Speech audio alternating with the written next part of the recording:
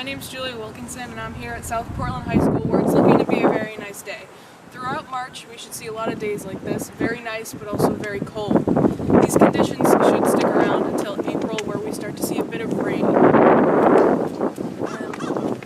This has been your forecast with Julie Wilkinson. Have a great day. Hello everyone. As you all know, we're in the middle of a heated presidential race right now. Today, we'll be talking about the two candidates on the extreme ends of the political spectrum. On one hand, you have Republican candidate Donald Trump. Let's interview some people to see how they feel about him. How do you feel about Donald Trump? Well, I personally support Donald Trump because I think he's not afraid to say what he needs to say, and he's financially independent, so there's no big corporation like using him as a puppet to say their opinions. He will say what he needs to say, and he's a businessman. He may be able to help boost the American economy. He's pretty good with money, as we've seen. So yeah, I'm a full supporter of Donald Trump. The other candidate we'll be talking about today is the Democrat Bernie Sanders. Let's see what some people had to say about Bernie when we interviewed them. How do you feel about Sanders? I feel like Bernie Sanders is a good candidate for presidency. He does good stuff for women's rights, for gay people's rights, and LGBT in general.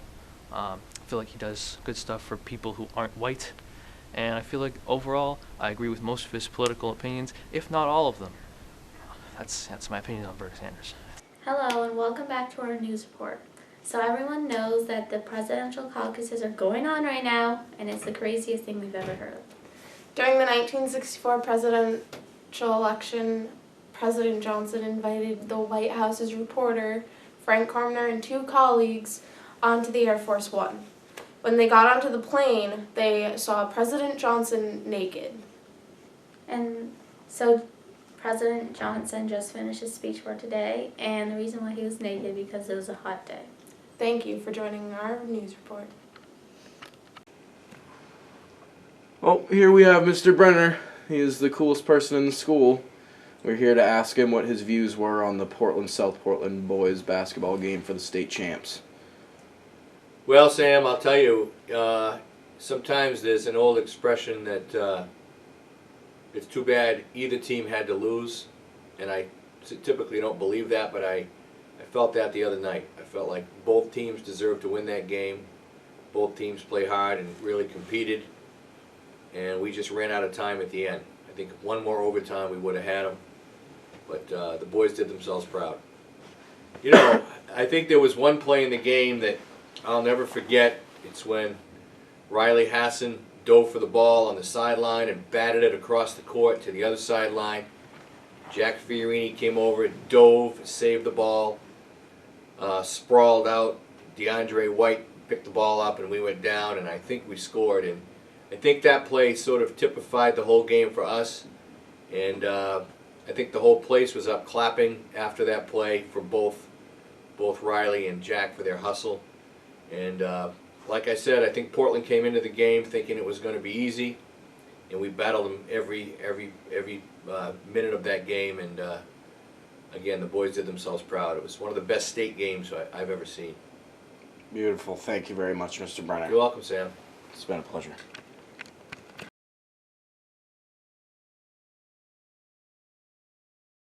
Good morning, I'm Molly. And I'm Jessica. Today, we're covering the Oscars. What they wore, nominees, and more. Let's talk about what everyone's thinking. Leonardo DiCaprio's Oscar win. Previous to winning his 2016 Oscar, Leo had been nominated a total of 6 times throughout the years, winning 0. What? 0! The actor and also environmentalist used his time on stage to talk about climate change. Roll the clip. While Leo did take home the Oscar, he did have competition with Bryan Cranston, Michael Fassbender, Eddie Redmayne, and Matt Damon. Did you just say Matt Damon? Oh yeah. Alright guys, that's all the time we've got for today. We'll be back next time to talk about the backstage gossip of the Oscars. Signing off. Hello, my name is Felipe Alvarez, and the summer of 2016 is really close, so here are some upcoming movies. Finding Dory is a computer animated adventure by Pixar Animation Studios. It is a sequel to 2003's Finding Nemo. Andrew Staten, who directed the first movie, will be returning. Finding Dory is supposed to be scheduled to be released on June 17, 2016. So we all created the horror movie before. I'm scared of horror movies, so I don't watch them, but the first Conjuring was the most viewed horror movie in America, and The Conjuring 2 is about to be released. Peggy Hodgson and her 4 young children lived in London, England, but her daughter, who began to experience levitation and strange voices and other phenomena. It's been your host, Felipe Alvarez with SPHS News. So it's a jazz festival at South Portland High School.